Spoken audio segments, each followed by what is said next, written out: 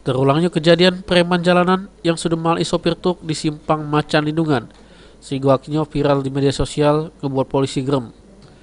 Sehingga personil Subdit Ras Polda Sumsel dengan gancang bergerak lalu ngamankan uang yang viral di media sosial tersebut. Guna mencegah kejadian serupa tidak terulang lagi, Kapolda Sumsel Irjen Polisi Firly menjelaskan bakal nyiagap ke personil di sekitaran simpang Macan Lindungan. Bahkan kalau diperlukan kagetnya bakal dibikin pos polisi. Bagaimana? Ada terus, anggota ada terus di sana. Makanya kalau kita tidak ada, tentu kita tidak bisa melakukan upaya dalam rangka tertangkap tangan. Yaitu seketika pelaku itu melakukan kejahatan atau sesaat setelah kemudian ditemukan barang bukti padanya atau diteriakkan bahwa dia adalah sebagai orang pelaku tindak pidana. Makanya kita bisa lakukan tertangkap tangan. Kalau itu memang harus mendesak dan sangat dibutuhkan, kita tidak akan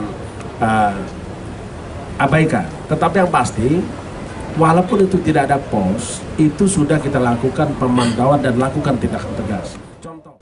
Namun yang jelas, menurut Kapolda Sumsel, pihaknya bakal secara tegas menindak pelaku kejahatan, di mana polisi bakal hadir di lokasi simpang Macan Lindungan. Untuk perbuatannya, polisi jerat para tukang majai sopir truk ini dengan pasal 368/170 KHP. Saja mereka ama ini jeblos ke juru tahanan Polda Sumsel guna nebus kesalahan yang sudah diperbuatnya. Firman Hidayat, PAL TV.